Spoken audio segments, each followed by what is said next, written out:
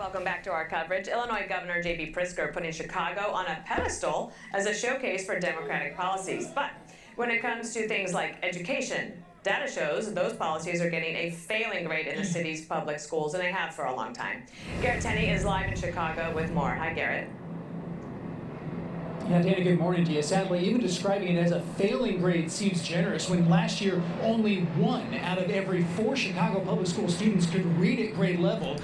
All right, y'all. My name is Fitz with FatherFlex.com. Make sure you hit the like button, subscribe to the channel. On this channel, we talk about fatherhood, parenting, and critical thinking, health and wellness. And today we're going to be just reviewing a little bit about the education system in America.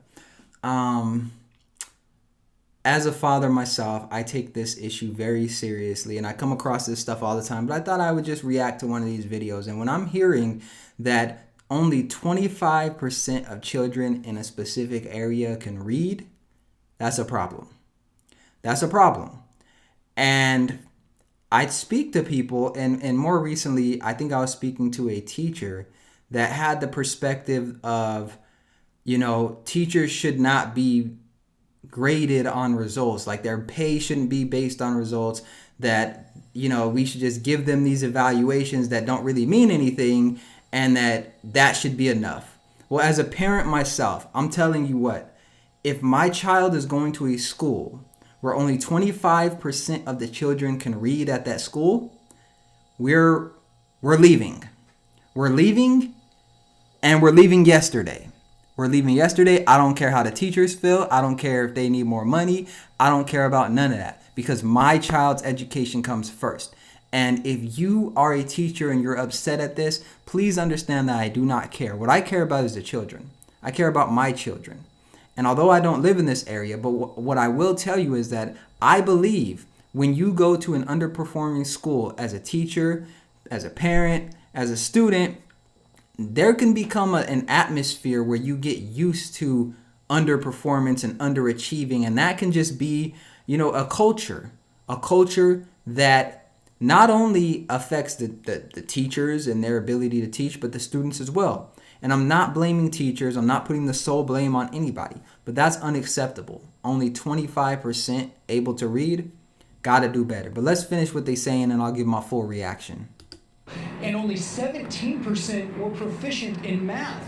The Chicago Teachers Union argues it's a funding problem and that more money would lead to better results. But since 2019, CPS's budget has grown by more than 57% to more than $9 billion, and there has been almost no significant change in those test scores.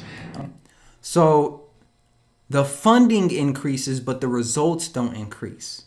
The funding increases, but the results don't increase. Here are stuck without options to get their kids out of a failing school.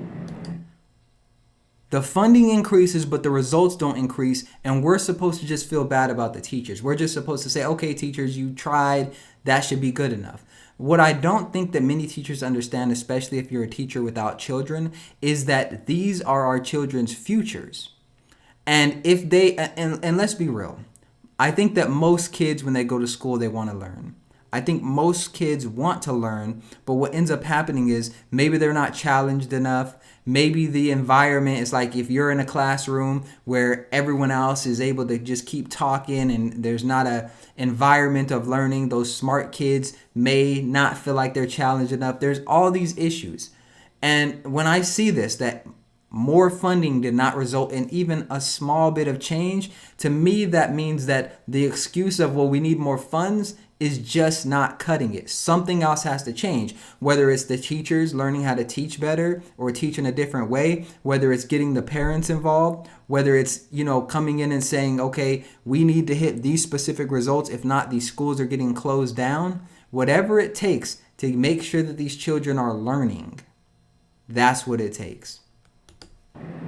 Students at an 8th grade proficiency, 21% of the students in Chicago can read at a 8th grade proficiency level, do math at that level. This is the plan. This is how it works. This is what happens in J.B. Pritzker's Progressive Illinois.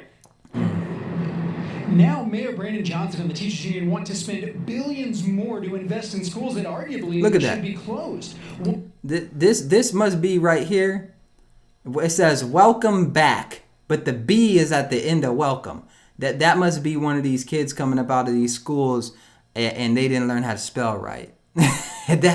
that they must have come out of a school from my good friend that I've been speaking to, my good teacher friend. That maybe that was their school and they didn't know how to spell welcome. Maybe that was the case. I don't know. One glaring example is Douglas Academy High School, which could hold more than 900 students, but last year had an enrollment of just 34, meaning there was one teacher for every 5 students compared to the rest of the district that averages one teacher for every 19 students. And when it comes to funding, Douglas spent more than 3 times the district average with $68,000 per student. Despite all of that, last year, Douglas failed to produce a single student who could do either math or English at grade level. In fact, according to the Illinois Policy Institute, the last time Douglas had a single student proficient in math or reading was 7 years ago. Dan?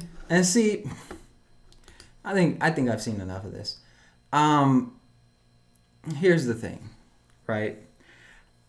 And I'm going to say this, and I think that this is going to upset some people, but I really don't care. I really don't care.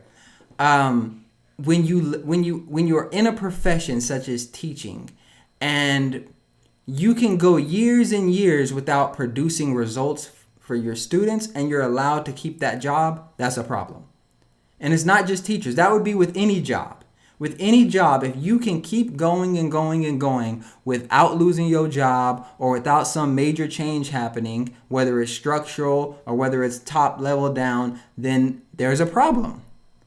Because at a certain point, especially if you're a teacher, and I get it, I empathize with you, you show up to school, you understand that maybe these kids don't really want to learn as bad as you want to teach them. You understand that you're not going to get the support that you need from the parents and other people that are involved in the child's education.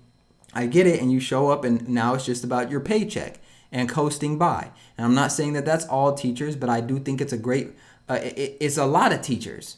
It's a lot of teachers. I just don't know how you can continue showing up to a job where you know you're not making a difference, where you know that these kids are not learning, and put on a smile and continue just going on as business as usual.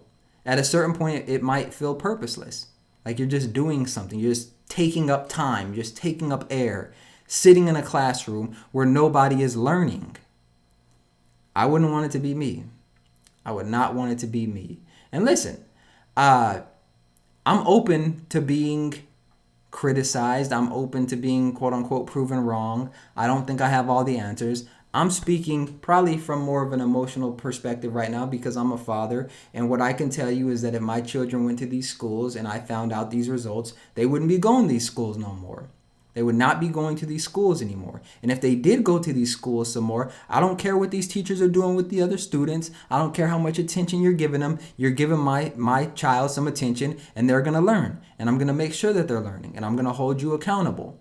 And if you're not doing your job, I'm going to make sure that you don't have one. Because that's the way that it should go.